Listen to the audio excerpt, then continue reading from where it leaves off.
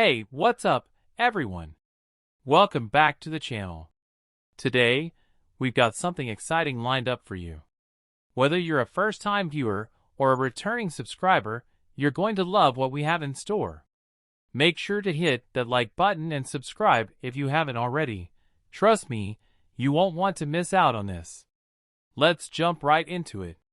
UFC welterweight champion Leon Edwards is determined to reclaim his title in 2024 after losing the belt. Known for his sharp striking and well-rounded skill set, Edwards made a name for himself by defeating Kamaru Usman in a thrilling trilogy fight, cementing his status as one of the best in the division.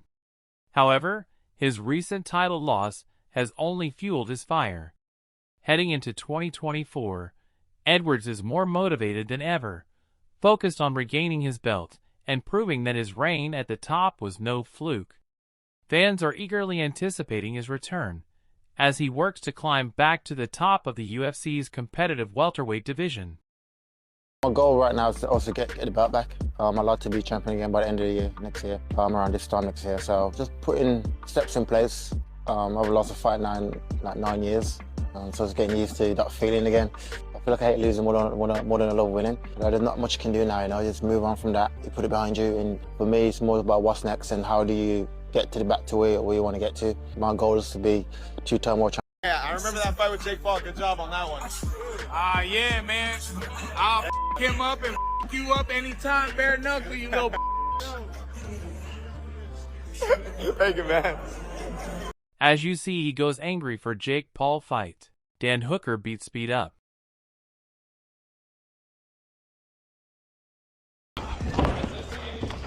Why is he so big, bro? Wait, come on. We weigh the same. Well, why you feel so big in the ring, though? Like, can you, like, just relax? Like, just chill. Like, bro, like, he's like, I know, we're like,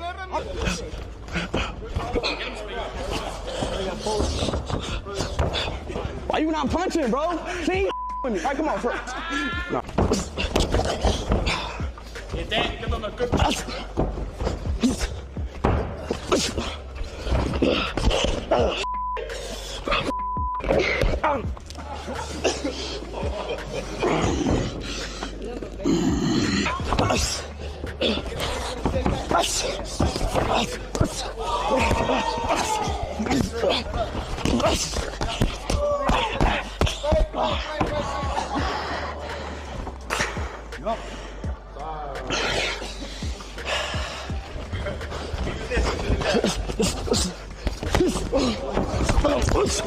Come on.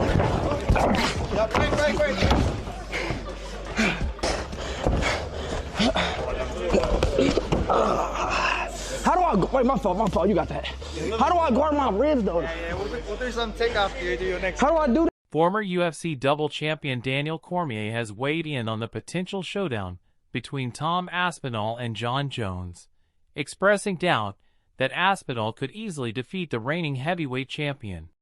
Cormier, who has fought Jones twice and knows firsthand how tough he is, believes that while Aspinall is a rising star with incredible talent, beating someone as experienced and dominant as Jones is a massive challenge.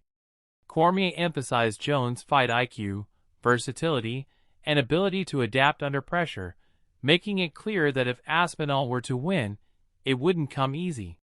Jones is one of the best ever, and you don't beat someone like him easily, Cormier said, highlighting the mountain Aspinall would need to climb in such a matchup. For a guy who's never had to answer those types of questions, it's hard for him. Hard for him. Guys, Aspinall is a great fighter, but I would not be so certain that he's just going to beat Jon Jones. Nobody's done it. Nobody's done it. And honestly, after watching him this weekend, I don't know how people wouldn't feel more like Jon would be a problem for Tom Aspinall. Just a lot of weapons that heavyweights don't see every day. While Jon was more, I'm done with him, Tom seemed very excited after sitting with Dana and Hunter. He was happy when he walked out of that room. I don't know what they spoke about, but whatever they did, it gave Tom hope. But then Jon goes to the press conference and goes, I'll give away the belt. I'll fight somebody else.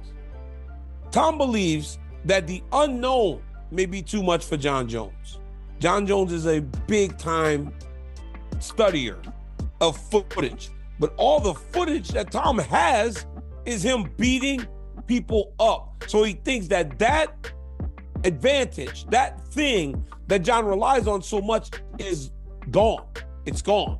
He thinks that is why Jon Jones is hesitant to fight him. I know that this sport moves fast, and every time we're on to the next thing, but very rarely, does a guy demolish the heavyweight greatest of all time and is immediately asked about a challenge that's even bigger.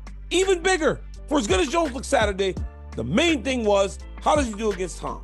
I'm interested to see how this all plays out. I don't know what will come of this, but what I do know is, and what I do believe, guys, is that ultimately we will get this fight, and you'll see Tom Aspinall versus Jon Jones. I just don't know if the winner is going to be what you guys expected. Bryce Mitchell, UFC featherweight fighter, took his hard-working, self-sufficient mentality beyond the cage by building his own house from the ground up. Known for his rugged, down-to-earth personality, Mitchell decided to construct his home himself in rural Arkansas, using his skills and determination. He's spoken about the pride he feels in being able to provide for himself in this way, embodying the same toughness and resilience in his personal life as he does in his MMA career. For Mitchell, building his own house reflects his values of independence, hard work, and living off the land. And I did build this house myself, so obviously I really love it in here. You got the cedar going on with the old school tin. I pretty much designed that myself. My wife didn't think she would like it, but afterwards she really does. We got our wood stove here. It's not hooked up yet, but this winter, like after this fight, we're gonna be getting it hooked up. Also, you got your cedar archway here. If you can't tell, I absolutely love cedar. I'm obsessed with it. Another thing about this house that's really I take a liking to is these windows, because I did all of these windows myself, and I would say that is the hardest part of doing a house for me, is building these windows. I put these in myself. I mean, there's a lot of personality in this house. So that's why I love it. This is from Old Log and Sawmill. I did not make this table. I'm not capable of making a table of this quality, okay? This is Old Log and Sawmill. I'll tag them in the link or whatever, and you can get with them if you want one. Now I gotta show you to the kitchen, because this is what my wife designed right here. She made me get these countertops here. She whited it out. It's got the little backsplash and white tile. All white cabinets, just like she wanted. So this house is like when two worlds collide. You got the modern over here, how the wife wanted. She got the exact kitchen that she wanted, and then I got the exact living room that I wanted. I got my wood stove, I got my cedar, my tin. Right out that door is the shop where I train. I park equipment out there. Out back is where we got the barn, where there's more equipment. Belal Muhammad give us update about his injury. Yeah, you know, it's been a hard, difficult 3 weeks, but we got news today that we're able to, like you said, I went walking up the stairs yesterday. I got so many messages from everybody, bro, what are you doing? What are you doing? But the doctor gave me clearance. And then today we went there again, and he was like, the toe looks good. So the wound's like fully closed. So we can start jogging on it. But the only thing is we got 10 days left of the antibiotics. So on December 1st, the pick line comes out, and then yeah, all systems go. Yeah, it feels good, man. It feels like now I'm starting to see the finish line, bro. It feels so good. And like from when we started to where we are now, I'm like, all right, don't do nothing stupid. Especially now that he gave me like clearance to go running. I'm like, I want to jog like 50 miles. Your thoughts on, first of all, number one, them making this fight, and then number two, the matchup itself. Honestly, I'm happy. Like I said, I'm happy that there was no interim belt. I don't think it was needed.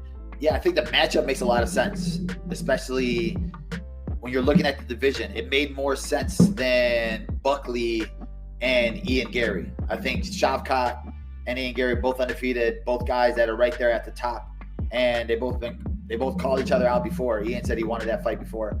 but it makes a lot of sense.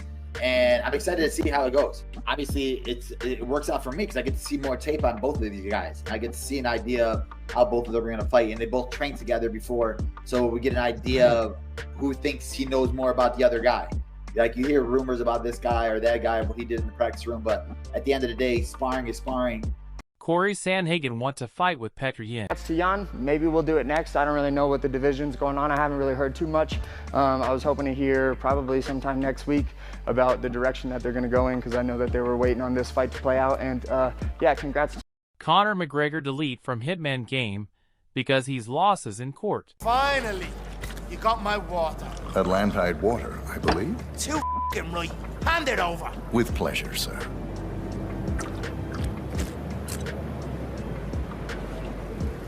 Well done, 47. Target has been eliminated.